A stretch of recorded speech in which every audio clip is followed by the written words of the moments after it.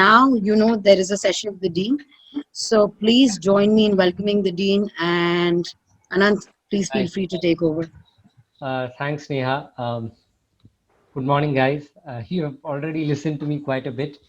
So I thought today we'll do something a little different. And for a change, I'll talk less about the program and more about the law generally. Some anecdotes, some stories which can hopefully liven you up. And if I do one notch better, then maybe even inspire you. So let's get started. And of course, as far as the program itself goes, we have a lot more lined up during this whole week. You will hear from Professor Shiju on the law and regulation pathway. You'll hear from Chitra ma'am on the um, um, disputes resolution. So it really uh, is a lot of stuff lined up for the rest of this week on the fellowship. And regarding the fellowship model, of course, the speaker who is coming up next is someone I consider the father of fellowships, apart from probably the world of medicine where fellowships existed already, Dr. Pramod Sinha. So you will hear more about the fellowship model from him. May I just request all of you to switch on your videos so that again, there is a sense of belonging, interaction, all of that comes as part of this conversation. It really is going to be more of a conversation. Please just feel free to stop me anytime, post questions on the chat window, all of that. Right. So let's get started with how we came about the fellowship, or rather, I don't even want to say how we came about the fellowship. Let's just get started with how we started thinking about these gaps in legal education, because that really is in many ways the mandate of Daksha Fellowship. That's what we are trying to do here. To put it in one, sentence, bridging the gap between the world of work and the world of learning. So what really is this gap, right? So let's try to understand that in the next 20 minutes or so, really trying to flesh out in more detail what really are some of these gaps and where we see these gaps occurring. So let's just look back at our legal education, right? And I'm considering that mine, in some sense, ended in 2008, because everything after that, the LLM and the PhD and so on, was a lot more of theory, policy, and so on.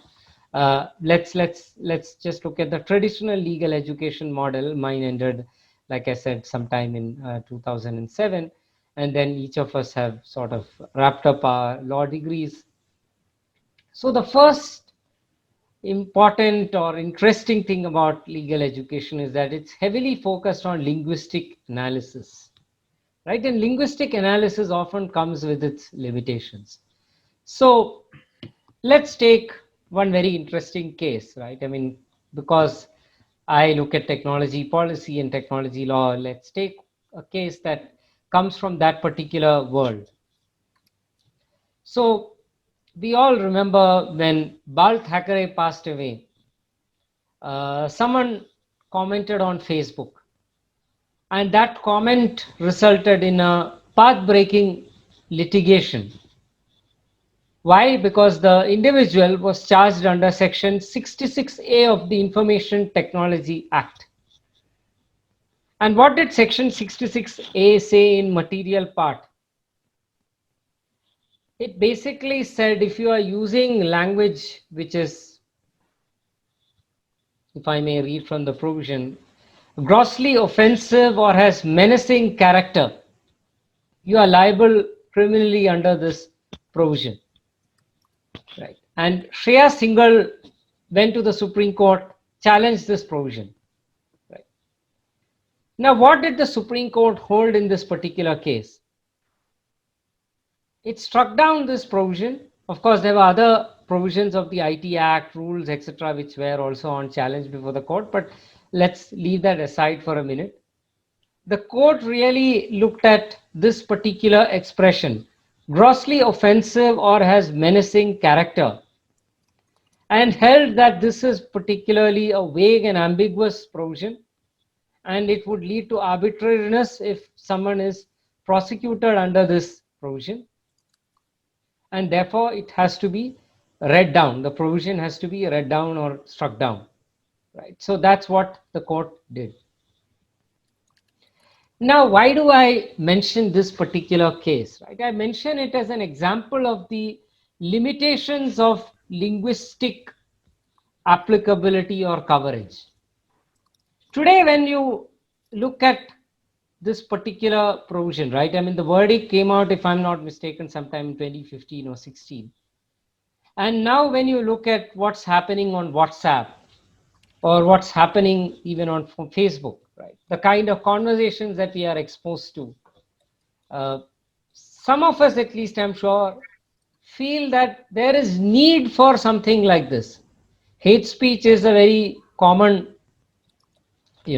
practice in today's online world, right? I mean, Twitter is a very good example of a platform where there's a lot of hate speech that happens. And many of us, when we encounter all of this, we feel, wouldn't it be better that we had something like Section 66A? Of course, after that provision was struck down, there hasn't been a replacement. We all know that at least in the Indian context, free speech has a lot of limitations. It's not the best, sort of um, model to say that let the marketplace of ideas prevail, right? And therefore we do understand that there are certain problems with unbridled free speech, but at the same time we do not want a situation like what happened with the Bal Thackeray scenario, right? We do not want the powers that be to be deciding that in this particular case we find it offensive or menacing in character, but in this particular situation we are fine with it, right? So what I'm trying to say is that language has its limitations, and therefore we need a different way to think about some of this stuff, right? Whether it's criminal law or whether it's regulation. Another very interesting uh, case or provision, of course, which again throws up these limitations of language, is of course Section 377 of the Indian Penal Code. Again, a provision that was struck down, though of course initially it was upheld, right? And then there was a whole rigmarole and so on, and it had to finally, on curative petition, be struck down. What does the provision say in material part? Carnal intercourse against the order of nature. Now, when this provision was written in 1860, right, there was a certain understanding of sexual mores, which determined, of course, the interpretation of the provision. But those mores had over time changed, right? And we today are probably in this room, at least, in unanimity that consensual homosexuality should not be considered carnal intercourse against the order of nature, right? So all I'm trying to say here is that language and its meaning often gets determined based on the circumstances in which we live, right?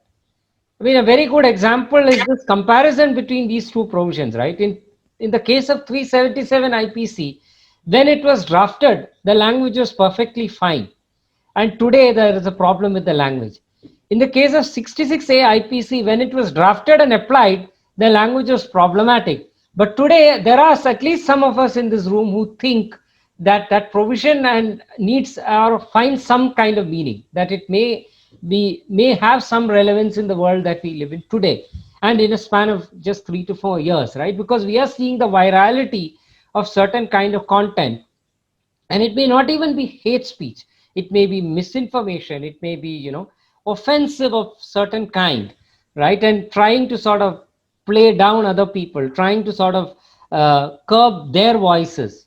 I mean, like, there are certain film stars today who have taken on the role of moral guardians of our society and are using very offensive language to ensure that other people are very careful about what they say. So it has a real chilling effect, right? So in some sense today we do understand that provisions of this kind may have some relevance, but the difficulty is we don't know how to capture it in language, and that's really the limitation of language, right? So how do you sort of address that limitation? And I'll come to that part, but it basically is telling us that a lot of the things that we considered intrinsic to legal education, such as the emphasis on doctrinal work and doctrinal focus that many of us have been taught is the centerpiece of legal education, and thinking like a lawyer has its limitations. I'm not saying that it is irrelevant, I'm only saying that it has various limitations. The second set of limitations arise because law is, of course, part of a larger world that we live in. Again, as an intellectual property lawyer, I will take a few examples from the world that I have inhabited for a fairly long while. Patents and copyright. So if you look at these legislations, right? The original idea was that you have intangible property of certain kind which needs to be protected. Patents and copyright are, of course, different subject matter, but the core idea is that these are intangible property. And when someone copies that intangible property, you are committing infringement, right? And when you commit that infringement, you need to have a claim against that individual, and therefore you have these enactments. But even back in the day when the Patents Act was being enacted, there was a Rajagopal Iyengar committee report which said, look, India is a poor country. I mean, this is in 1969 that we're talking about. India is a poor country, right? And therefore, a lot of your proprietarian ideas around intellectual property may not really work very well for the setting in which we operate. Moreover, people may not really be able to afford, especially life-saving drugs and so on, right? So there were certain tweaks made to the Patents Act back then. The rest, of course, is we all know that over time we opened the doors to both product patent and process patent in the area of healthcare and medicines, right? But even then, the one thing that we decided is we need to provide certain leeway, right? And that leeway will come on account of the fact that people are poor, and therefore not all drugs can be afforded by Indians, right? So if it is a patented drug and if it is priced indiscriminately, there are going to be problems that arise on account of that. So what did we do? We created a compulsory licensing provision. So that is in the Patents Act scenario. Similarly, in the copyright scenario, there was this belief that a lot of content will not be freely available, right? And therefore, we need to ensure that the person who owns that property, the copyright owner, is not in a position to block the use of that property. And it may not be all kinds of property, certain kinds of property. So in particular, sound recordings were covered within the ambit of this compulsory license under the Copyright Act. There were also other kinds of work, of course, but I'm specifically on the point of sound recordings here because it serves a particular purpose. Right. Now, who made use of this in the early days? The radio industry. Because till 1990-91, all we had was one particular radio broadcaster, right? The official radio broadcaster. And the official radio broadcaster was sourcing content from the film industry and so on. But the impact was not huge, right? Because it is one broadcaster, All India Radio. But when the radio industry opened up, your Saregamas and your radio FM and all these guys, they started asking for this content because that content was the life engine of this new fledgling industry called the private radio industry, broadcaster industry.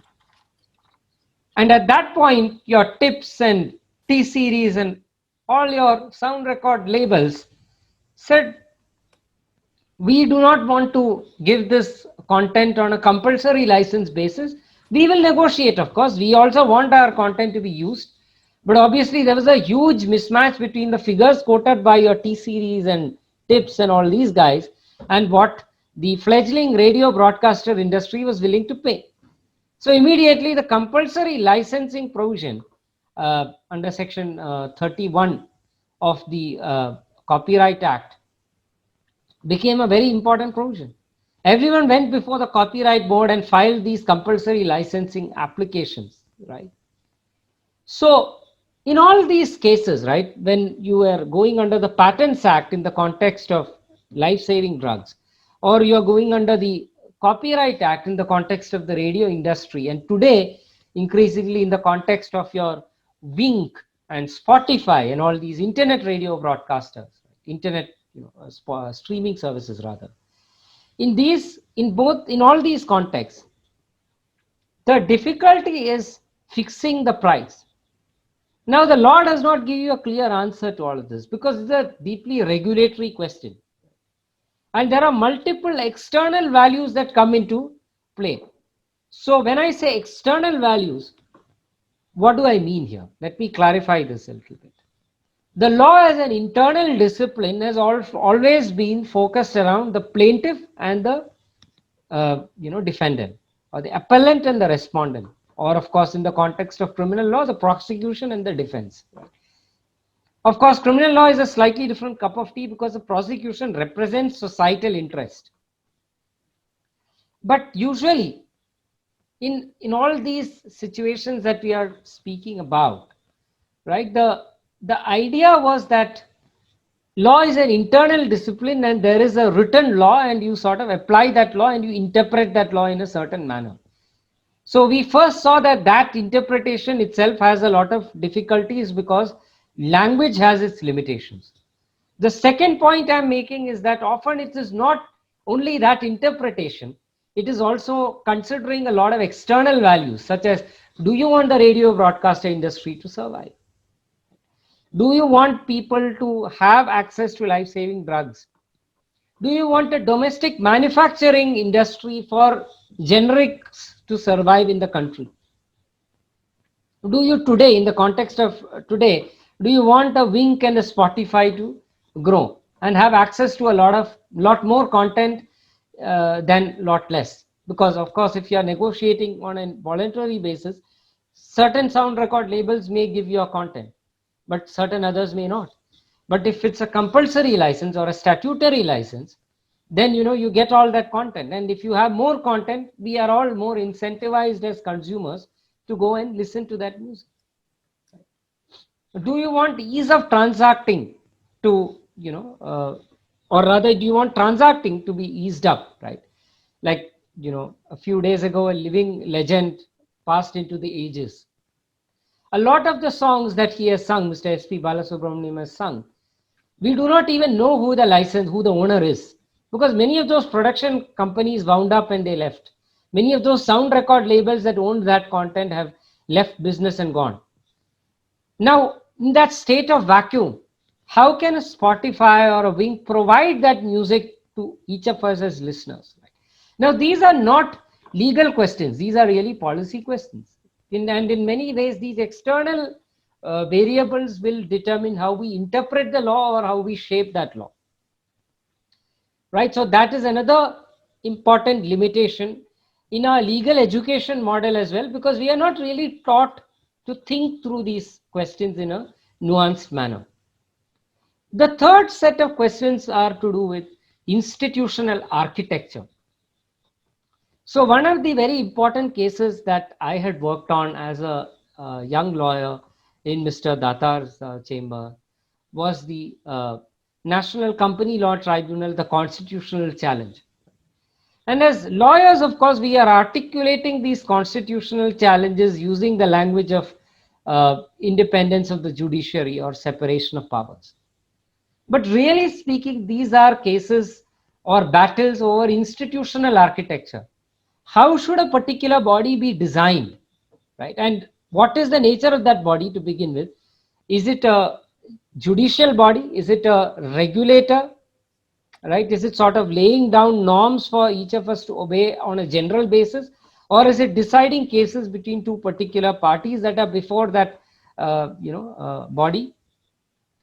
Right? And in all these cases, what I realized when watching the council argue these cases is that constitutional law or public law has deep limitations when addressing these kinds of questions, because these are really questions of institutional architecture.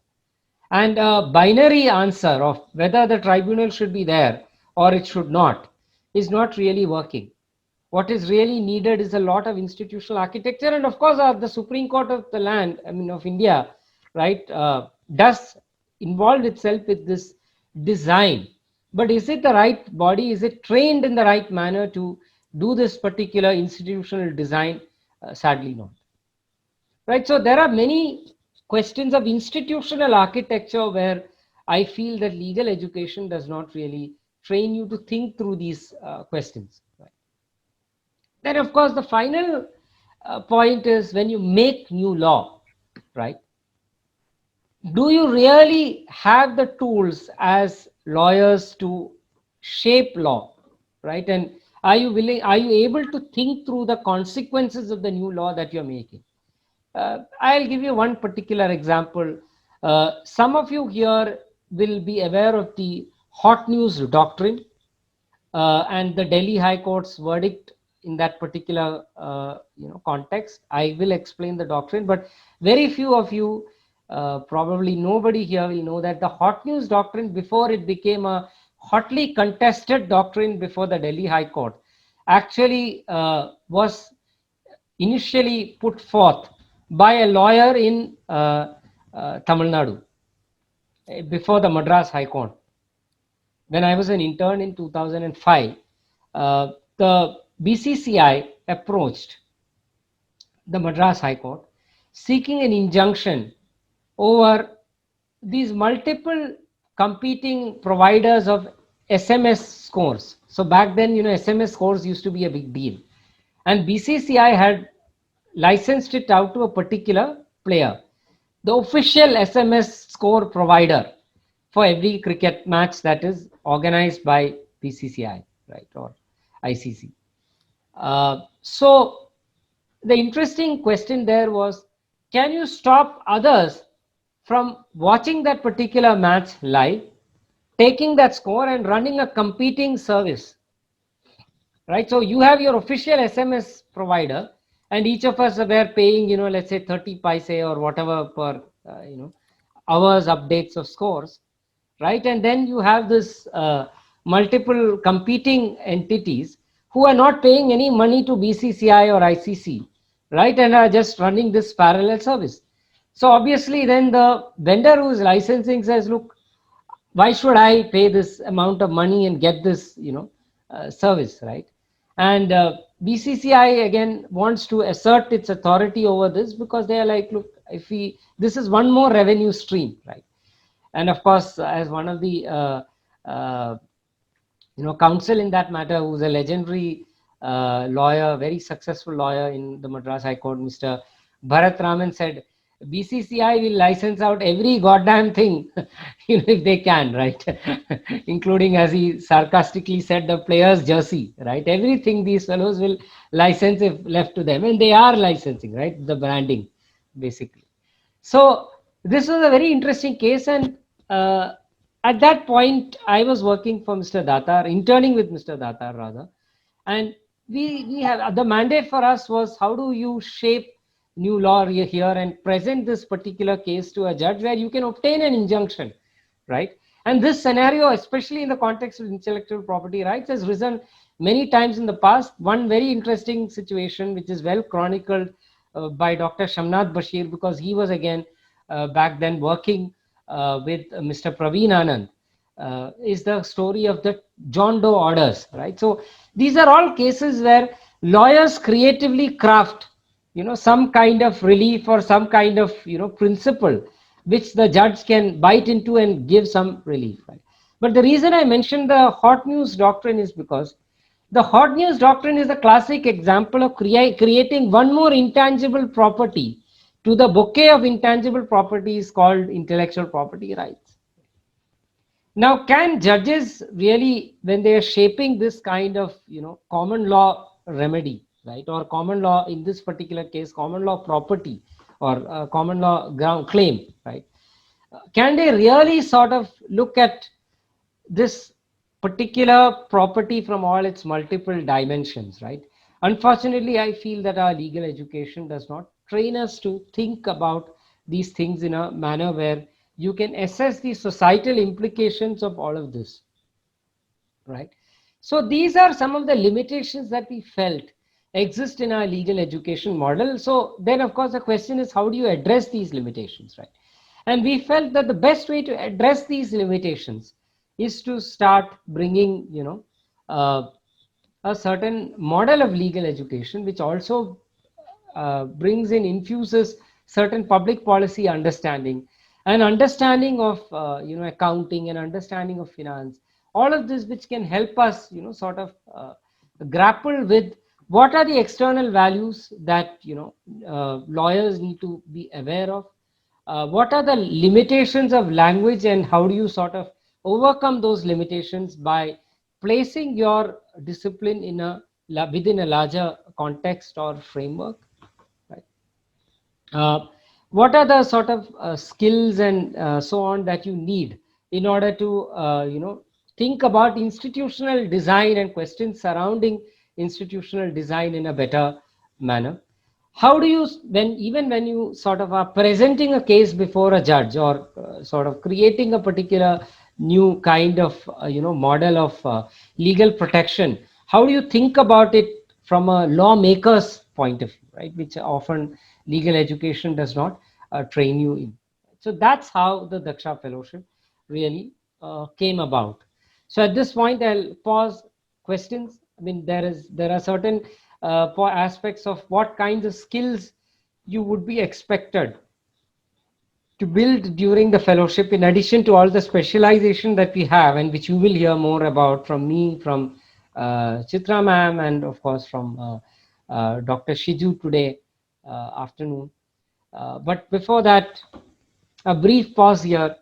Any doubts or any questions around anything that I mentioned right now, or anything more general?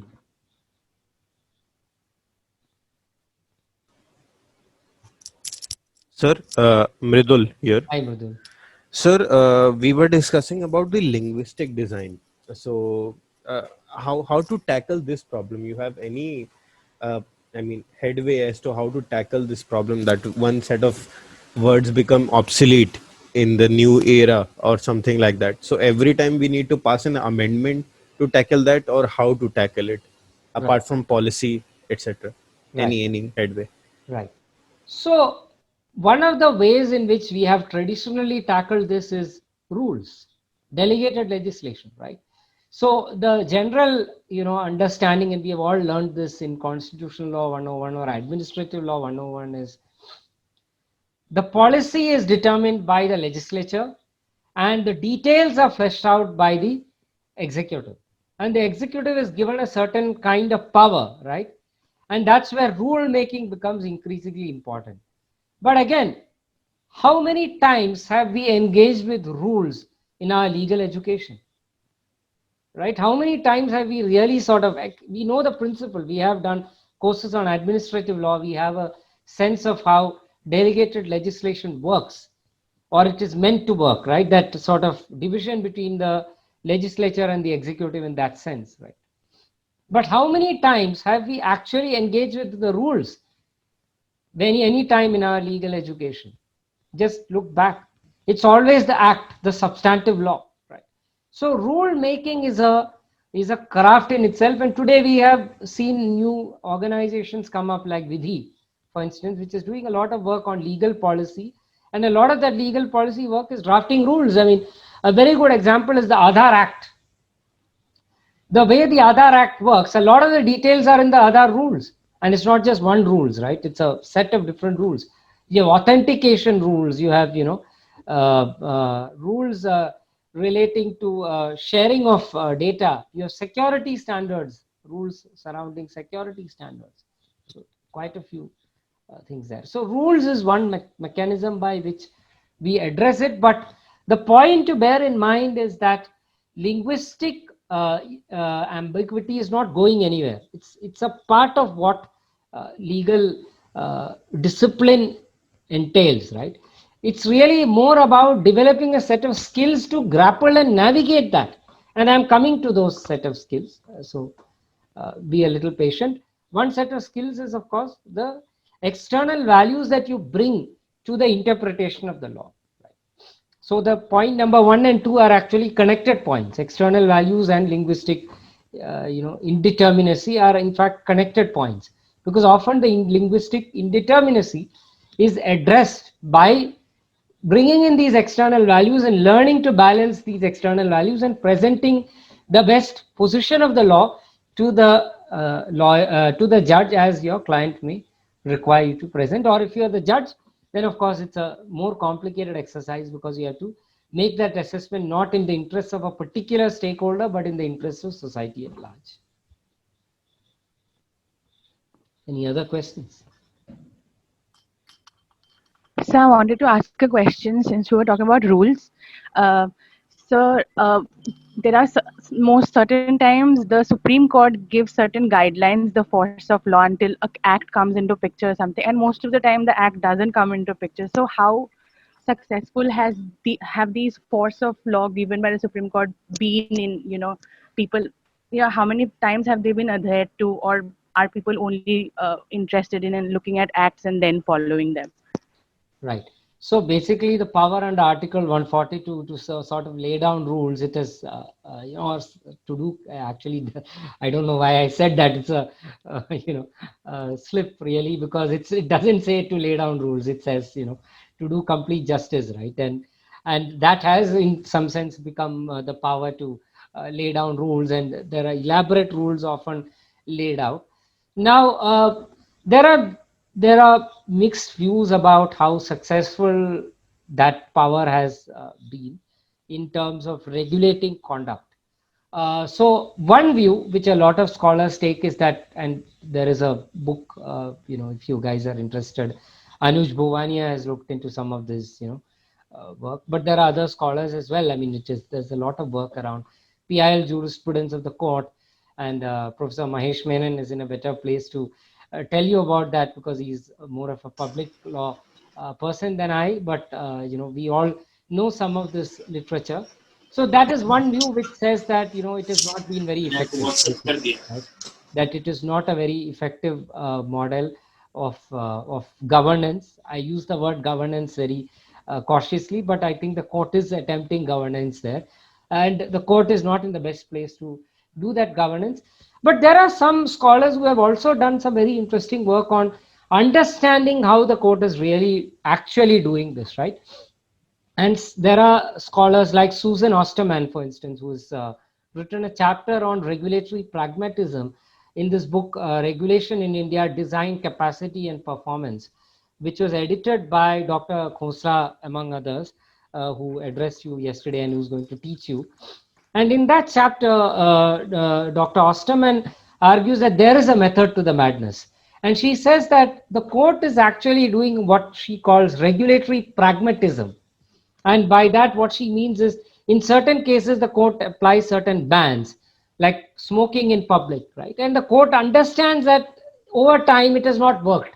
This banning of smoking in public places has not worked, regardless of the elaborate rules that may follow that ban, to enforce that ban. And then the court tries to ensure some degree of pragmatism in its working of bans, or makes it instead of a blanket ban, something like a regulated kind of activity. So she explains it using 4 different scenarios. I think one is mining, one is pollution control. The second is this 500 meters from the highway, ban on sale of liquor. So she's taken these 3-4 situations. Firecrackers in Delhi during Diwali, right? And tried to sort of explain how it is not like the media reports some of these orders. The orders are more nuanced and so on. So I think one needs to sort of engage with that scholarly literature. But certainly, is the Supreme Court in the best place to govern the country? Clearly not, right? It's not. It doesn't have the financial resources or the institutional design thinking, which is important for a lot of this, right? So institutional architecture is not only designing tribunals, it's also designing bureaucratic response in such a manner that the orders that you pass can be effective, which I don't think the court is in the best place to do. Thank you. Any further questions? Falakya has asked something in the chat window. 24 hours of registration. Thanks, Falakya. So it is not a question, it's a comment. Any further questions?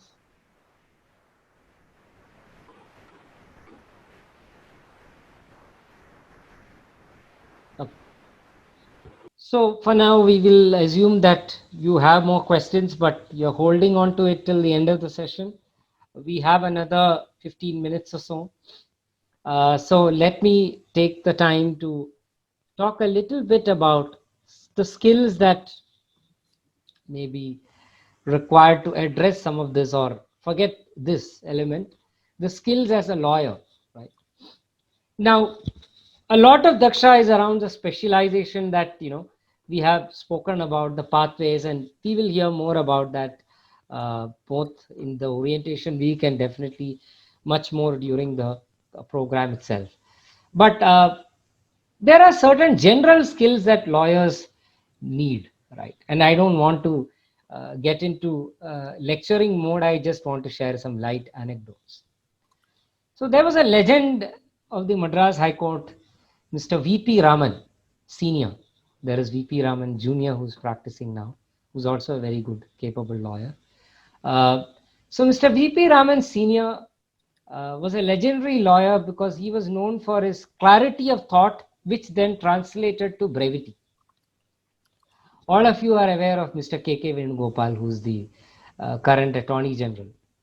So what happened is that there was a smuggler, who was just taking a flight, and in transit, he was arrested in Chennai International Airport. The poor guy was actually not planning to stay in India. I mean, it was just a transit flight, but he was arrested. Right, and then once he was arrested, he was actually detained. There was no existing case against him. He was just detained under what is called the COFEPOSA law, the Conservation of Foreign Exchange and Prevention of Smuggling Activities law, right? And he then filed a writ petition, and Mr. K.K. Venugopal was appearing for him, right? And he argued for 3 days, literally. And Mr. V.P. Raman Senior was the Advocate General back then. So as Advocate General, he's opposing that petition. So for 3 days, Mr. KKV argued this particular petition, pointed out violation of principles of natural justice and so on and so forth, and procedural irregularities with the detention. Right, and towards the end of the 3rd day, he was sort of wrapping up.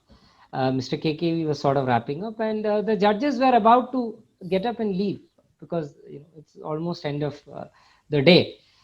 So Mr. V.P. Raman Senior got up and he said, I would like to make my submissions. He said, look, we are almost done. So why don't you carry on? Start your submissions tomorrow. We only have 3 minutes. And he said, 3 minutes is 2 minutes too many for me. Because I just have to wrap it up in a minute and I'll sit down. So they were like, okay, sure. So he said, look, I'm opposing this petition on just one ground. This is a case of preventive detention. He has been detained under the Conservation of Foreign Exchange and Prevention of Smuggling Activities. This gentleman has been known to be a violator earlier in terms of carrying basically foreign exchange. He was arrested with, foreign exchange, right, in his pocket when he was, detained. So to conserve foreign exchange, I'm basically arguing that he be detained, and that's the end of the matter. There is nothing further I have to say. It's a case of preventive detention. We need to conserve foreign exchange. He was on a flight. He would have flown out of the country, and I just want to detain this guy to conserve. End of the matter. Writ petition dismissed. So the point I'm trying to make is that often it's not about how long you speak and so on. It's really about how clear you are about your thoughts, right? And that clarity of thought is often connected with the provision that you are going under, the provision under which your client has been, is going under, and knowing that, you need to explain your point of view very clearly, and that can often result, in fact, in brevity, as it did with Mr. VP Raman. The second important quality is presence of mind. It's a very important quality. You have to constantly be in a situation where your mind is present to what work you're doing, right? And for a lawyer, for a doctor, these things are very, very important, because in a split second, things can change. So again, an anecdote here. And the reason I mentioned this is because often your presence of mind is required in very adverse circumstances, right? Where if it was just a comfortable scenario, we are all sitting here, everyone is agreeable, we are all present, there's no problem. Presence of mind is often challenged as a quality when you are facing a lot of adversity. Again, one of the greatest lawyers of this country, Mr. Nani Palkhiwala, right? So he was arguing the Minerva Mills case, and it was before a 5-judge bench, and Justice Untwalia was part of the bench, and he was a judge with strong socialist leanings. And as you know, the Minerva Mills case was about constitutional amendments that were apparently made to promote social justice and so on, and therefore, there was a strong emphasis on these provisions sort of challenging a neoliberal or capitalistic conception of society, right? And a more advancing a more statist view of society and so on. Now, in that particular challenge, Justice Untwalia went on a rant, basically, when the challenge was happening in court. He went on a rant, and which was basically to sort of question this whole capitalistic model, and he started saying these rich industrialists have, captured all the wealth in this country. There is no redistribution happening, and these kinds of constitutional amendments are required because the constitution, as originally drafted, did not take care of the interests of the poor. And in many ways that was influencing his fellow judges, because everyone is listening to this. And clearly Palkhiwala, as someone challenging this particular amendment, is confronted with a hostile judge, and that is in a sense resulting in a hostile bench. But he just stood there patiently. He listened to him for about 5 or 10 minutes or whatever, go on. And then after the end of this, he looked at the bench and he asked Justice Untwalia, "Is your lordship's done?" And he said, "Yes, Mr. Palkhiwala, what do you have to say to this?" So he said, "My lords, only a lunatic will jump the wall from West Berlin to East Berlin." That's it. And in that one stroke, he basically addressed a lot that was being said about various economic models and socio-political, debates and all of that, right? So again, if you did not have the presence of mind, right, it is very difficult to address these kinds of situations. And the reason I mentioned this example is that adversity is often, the kind of situation where you have to bring about that kind of presence of mind, right? The third, very important quality is effective communication. So we can all communicate, right? But are we effective in what we are saying? And that efficacy often depends on how well you have weighed that scenario. And again, a third, anecdote, a great lawyer, Mr. Ram Jethmalani. So I have seen Mr. Jethmalani appear in the Madras High Court, and it was a very interesting scenario, which was to do with the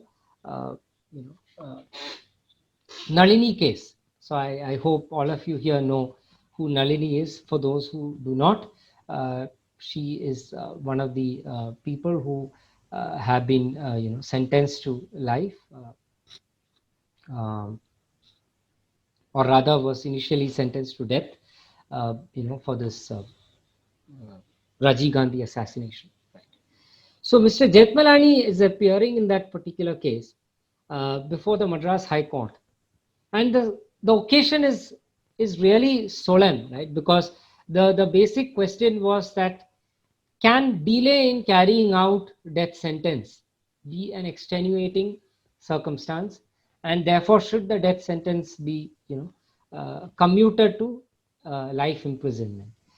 And the reason I mentioned this particular occasion is because the courtroom was jam packed, right? And pin drop silence in a jam packed courtroom, because as a lawyer he had that ability to command everyone's patience and attention, and that is because he was a very effective communicator. So I think these are skills that are required in whatever specialization or whatever you do with the law, right? And that's really what we hope at the fellowship, that you are also trained, and which is why we have the communication lab. We have the work and well-being lab. I mean, today mindfulness may look like a very non-law thing to do, right? And we have alternative story who will address you on mindfulness. They'll be running sessions through the year. Professor Abhishek Chakravarti is in charge of the work and well-being lab, and he'll speak to you more about it. But as you go along in your career, you'll realize that all these specializations that you have are not the ones that save the day. What saves the day really is clarity of thought,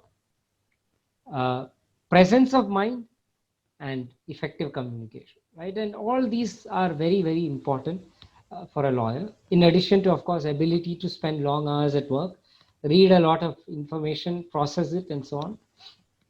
Right, so I'll pause here for a final round of questions. We have about 5 minutes before Dr. Pramod Sinha comes to address us.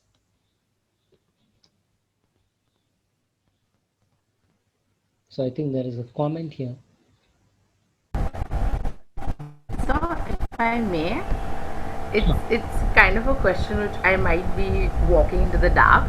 But so, you were in litigation, and currently, I believe you do not do. So, what is the reason for this jump from litigation to academic? Because litigation can be a bit tiring. Sorry, I lost the last part in the life.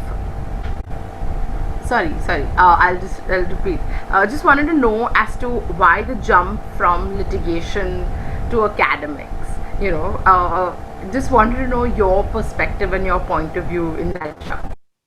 right. So I think a lot of our career choices are made on the basis of what we sort of naturally find ourselves good at, and sometimes you take more time to realize that. In my case, I think a fair while of time to really get to a point where I can say that, look, my day, right, is not this, and it is something else, right? So I think fundamentally that is how you go about picking a career. I mean, there are places that we all want to be in, but you can't get to that place unless you look at it granularly and see how each particular day is shaping out in your life, right? And I liked the research, I liked thinking about the law, I liked arguing, but I did not like probably every day how it was sort of shaping up in courts. While I think today I can say that I like my day. I like the fact that I'm interacting with you guys. I like the fact that hopefully in a short while I'll be teaching.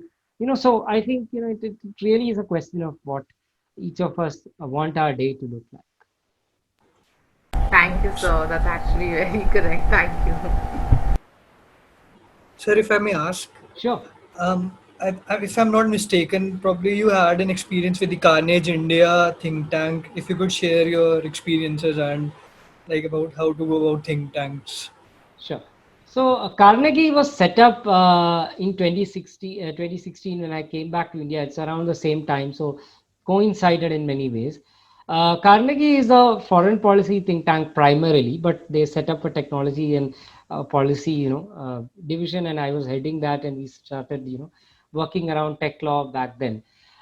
So I would say that think tanks that fall across a wide range of, there's a wide spectrum of think tanks. There are government think tanks like Niti Aayog is a very good example of a government think tank, and they clearly, of course, work a lot more on shaping policy on a nuts and bolts level.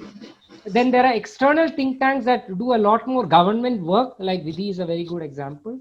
And then there are think tanks like Carnegie, Brookings, which do a lot of research and policy evaluation, but which also often may work. Individual think tankers or researchers may work with these think tanks to sort of so with the government to sort of look at policy and critically evaluate the same, and so on, right? So there is a wide spectrum of think tanks, and an organization like Carnegie or Brookings or many others, they largely do a lot of convening, where you're building a platform on which a lot of conversation around policy happens.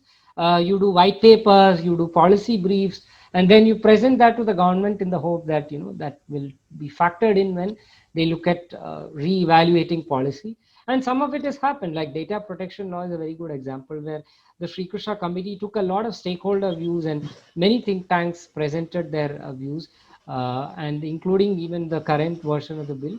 The Meenakshi Lekhi committee had taken public stakeholder view, and then we all presented our views on the bill. So that's largely the kind of work that think tanks do, especially legal policy think tanks.